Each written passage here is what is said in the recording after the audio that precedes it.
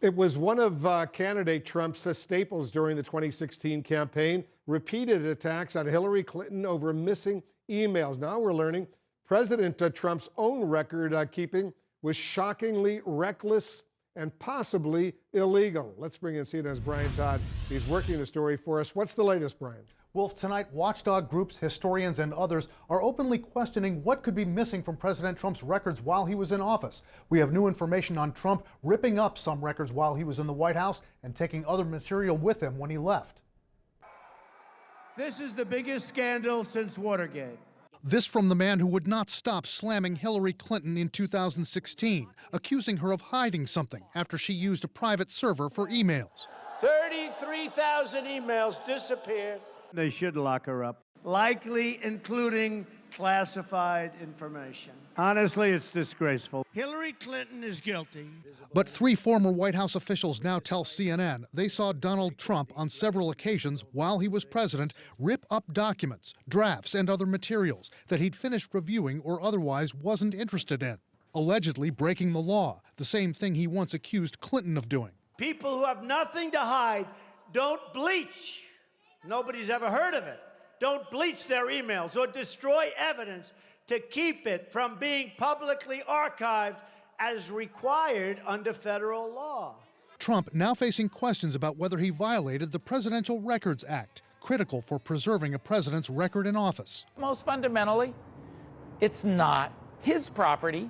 It's not the property of any president or others in an administration who create these documents. These documents are the property of the United States. They're the property of the American people. The National Archives says Trump's representatives have told the agency they are continuing to search for additional records that should have been turned over to the archives, but which could now be missing. But that's not all. CNN has learned the National Archives retrieved 15 boxes from Trump's Mar-a-Lago residence last month.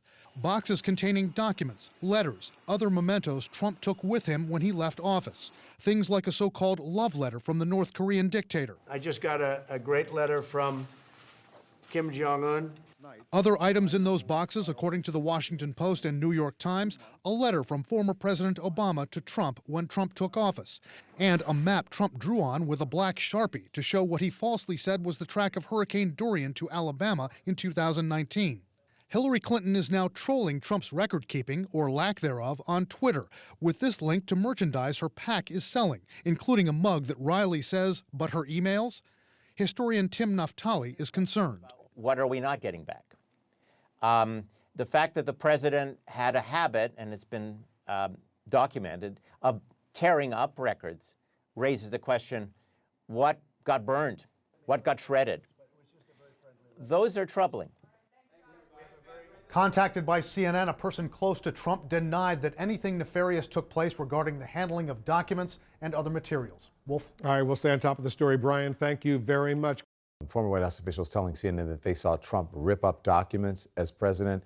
Now, we're also learning the National Archives retrieved 15 boxes from Mar-a-Lago last month containing documents, memos, like the so-called love letters from Kim Jong-un. That's according to the Washington Post. And the Sharpie map, remember that one that Trump drew tracing the wrong path of Hurricane Dorian? That's according to the New York Times. So those things don't belong to Trump.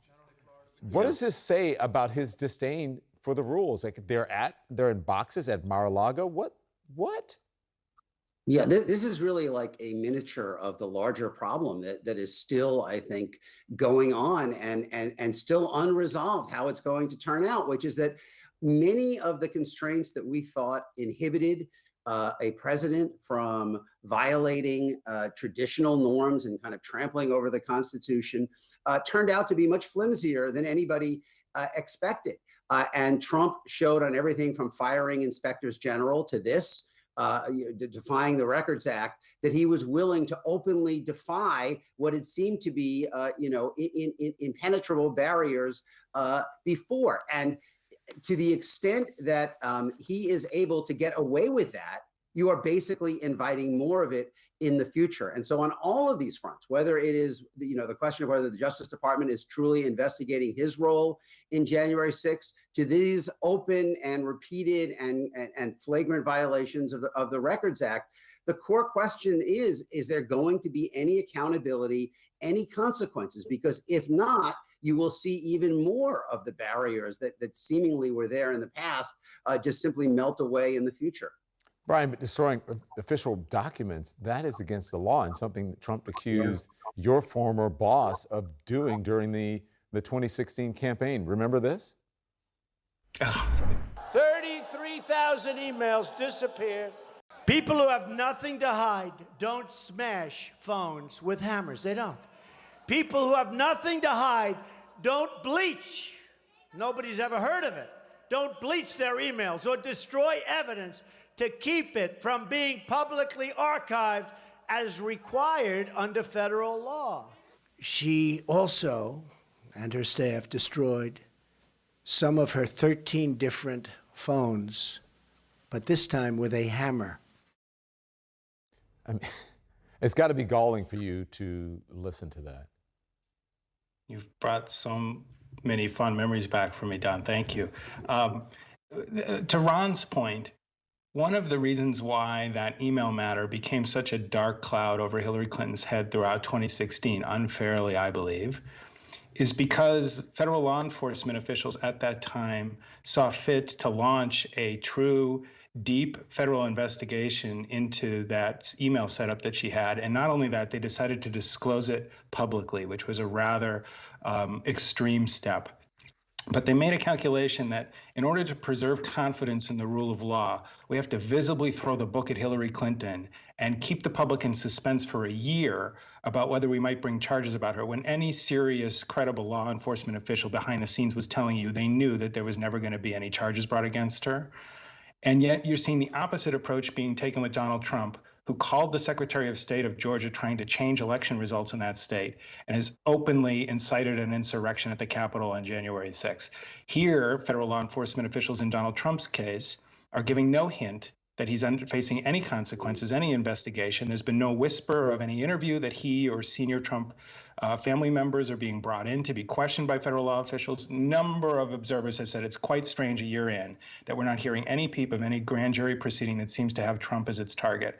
And so am I surprised that he's feeling fine to flout the Presidential Records Act? Of course not, because he's getting away with having incited an insurrection and try to overturn the results of an election. So I just think that we need to see a stepped-up response from Merrick Garland here, or else we're going to see continued reckless behavior from Donald Trump if he runs again in 2024. I just remember the conservative media and then the bleach bit and the hammers and where's the shredder and the scissors and the ripping? Where are those stories about Donald Trump? Oh, might that have all been in bad faith, Don? That would be hard to believe. Thank you both. See you soon. Be well.